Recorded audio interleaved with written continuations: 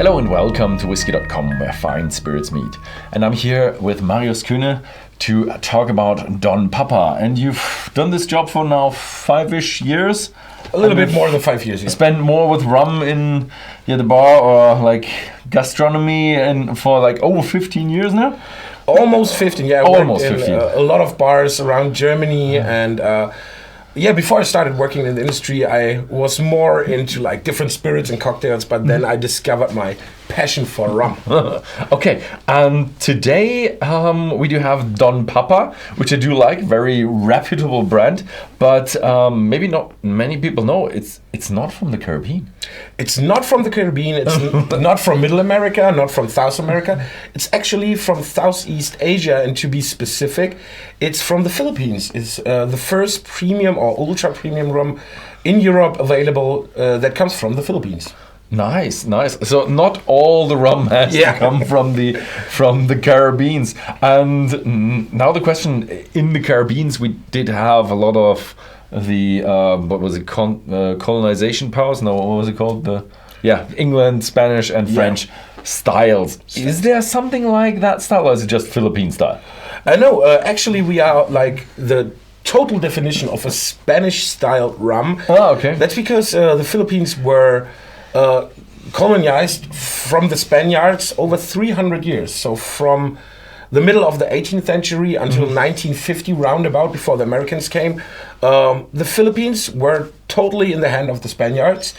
And therefore the whole style of Spanish rum making coming from sherry influenced the Filipino style of rum. Yeah, because I only had the recent history of Philippines, and it's just Japanese and the Americans. Americans. I think there were a few squads of Aussies in there, but yeah. So what I also find very interesting is you don't have like a thing that's going on. You have, this is a spirit, this is a rum, this is a spirit, this is a rum. Yeah. So how does that come up? Like 2.5 years ago, there was a new regulation coming from the European Union, which regulated the style or the art of rum making, which said that to call it a real rum, it's not allowed to have more than 20 grams of sugar per liter. And Don Papa was always, like back in the days, 2010, 2011, was always like more around about 28, 29 grams of sugar. Oh, okay. So we had to decide whether we want to change the recipe of the rum, to still call it a rum, to just take the word rum from the bottle and stay with our old recipe, or the third option was to split it and make 2 different editions. And that's actually what we did. Okay, that's why this is a spirit and this is a rum. Yeah, we decided that, like, close to the old recipe from back in the days, we will release Don Papa Baroko, which is a little bit more high in sugar content. We are around about like 28 grams per liter. It's a little bit more playful and cheerful. And then the old bottle, the classic Don Papa rum, we changed the recipe. We lowered the sugar underneath 20 grams per liter, so we are around about 18 grams. So it's a little bit more grown up, it's a little bit more dry. We will talk about it later, but this one is the more playful. Yeah, so talking about playful, you do have a lot going on with your art style, and a lot of people do know that here's a stamp on it, kind of like a envelope stamp, and a lot of like flora, fauna, and that dude's going up here. And can you tell us a little bit about that? Yes, for sure. So the Philippines are not really well known, and to be specific, the Philippines are an island state from over 7,000 different islands. And what we try to involve into every edition, into every bottle, is the culture, the heritage, and like you said, the flora, the fauna of the Philippines, especially from one island I will talk about a little bit later. And on every bottle you find our, I don't want to call him a mascot, but he's our like patron. He's called Diniosio Magbuelas, or Papaicio, or Don Papa, who was like a freedom fighter, a shaman back in the 19th century, who was working on the sugarcane fields.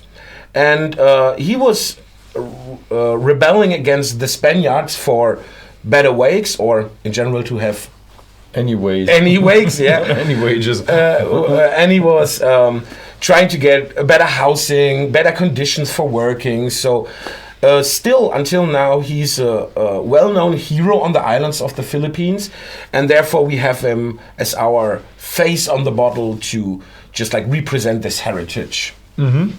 And in terms of like climate and all that kind of stuff, is it comparable to the Caribbeans?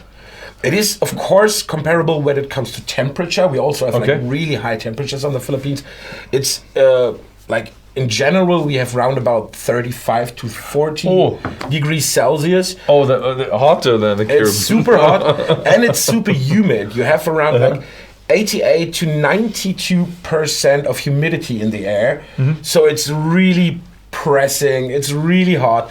It's a jungle climate, to be honest. Mm-hmm. And it's also like it's also involved in our rum making because we have a much shorter period of storing the rum or aging the rum because the rum ages so fast, and we have a really, really high amount of angel share in our warehouses because of the temperature. And so it would be like 3 years old or something like that? The Baroko we will taste in a few minutes is around 3 to 5 years old in the blend. Oh, okay. The others are a little bit older, or some of the others are a little bit older.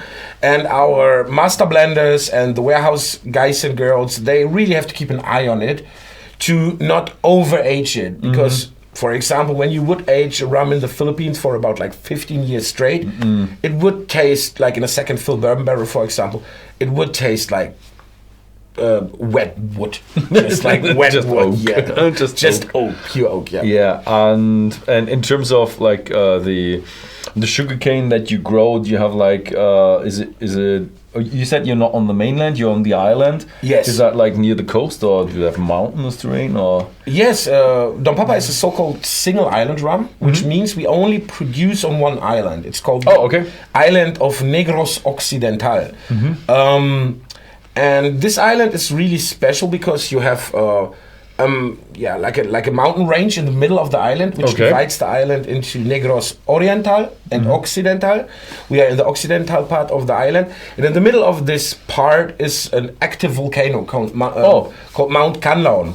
And this volcano is erupting like every few months, and the magma, the lava, is going into the sugarcane fields, which takes care of like a really good soil, so we have a lot of minerals in the soil, a lot of vitamins in the soil, and therefore we can grow a special kind of sugarcane called caña morada, or the purple cane.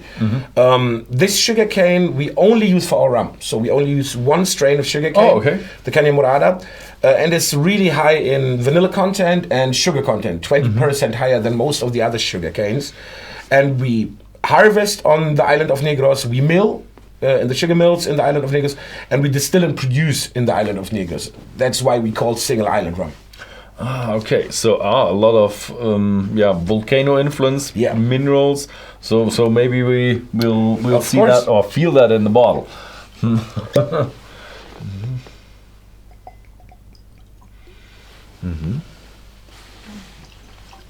It's a 40%er, and you said with like, I don't know, 28, 26, 27? We have 40 volume percent, and we are between 28 and 29 grams of sugar per liter, and it's aged 3 to 5 years in ex-bourbon barrel second fill. Okay. So we say tagay in the Philippines.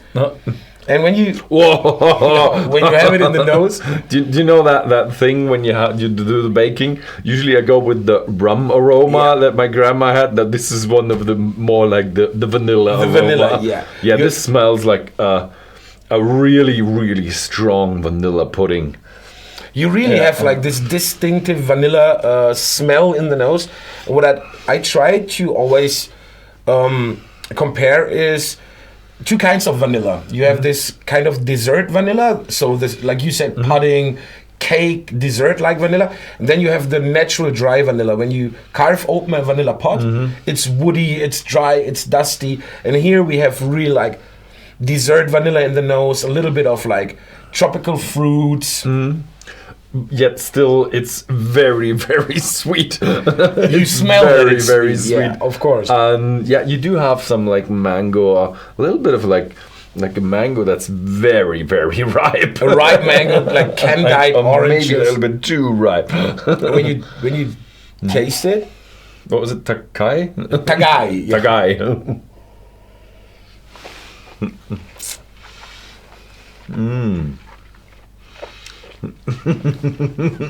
And you feel it's taking over your whole mouth. The vanilla is the first thing you get. There's a little bit of a touch of liqueur, of like a sugary liqueur, very, very vanilla, very, very sweet. Has a bit of a vanilla caramel bomb. I don't know if there's something like this. Like the grandmother gave you back in the days. But usually we don't have one with vanilla in it. Yeah, it's a mixture between like you said, this toffee, vanilla, bonbon notes, so like a real candy note. And then when you let it sit a little bit, you have this like in the nose, you have this mango, candied oranges, and just at the end, a little bit of minerality, a little bit of saltiness, a nuance of saltiness. That's why, because our distillery, the Distillery Abagos, is like 200 meters away from the ocean.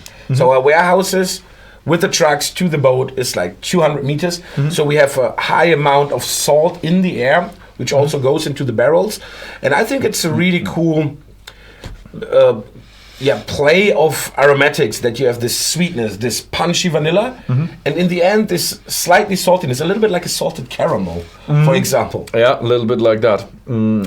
It's incredibly, how do I say it? Intriguing or easy to drink. It's more of a fun rum. This is not like one of these expert rums where you have like, you can go malt heads going into, not malt heads, rum heads. I don't know how you call that. Yeah, sometimes a malt head is a rum head, right? Probably, but they don't have any malt. So but the rum expert that going into the nose, this is more of a fun rum that you say, oh yeah, this is funny, this is tasty. Can I have a cube of ice in it? It's super important, like you say, it's super important because we don't take ourselves too serious. We are not a rum, or this edition is not a rum for like the stone cold rum drinker with a cigar. It's a rum that should be playful, that should be fun. The best example is when I brought the first bottle home and I started with Don Papa. My mom tried it and she never drinks spirit. She was like, oh, it's okay. So it's really beginner friendly. You can drink it on ice, put a lime wedge inside. You can make beautiful cocktails out of it, just from a bar perspective. So it's easy drinking, easy sipping. Yeah, I do like it. I guess it's really nice that you have to know, like, it's sweet though. Yeah, you have to have a sweet tooth. Of course you have to. But when if you don't, it's not for you. No, when you are like a dry drinker, maybe you are going to the one later or something like this. This one is for the sweet tooth. But to be honest, it was a topic all the time, like sugar and rum. But to be honest, like 90% of all casual spirit drinkers prefer it a little bit more sweeter because they are new to the industry, new to the aromatics. So this is beginner friendly. Yeah. So thank you very much. Of course. And we'll have a look at more into depth, a little bit more about the distillery as well, probably, and about the other rums in the next video. So stay tuned, and thank you very much for watching, and see you next time. Thank you.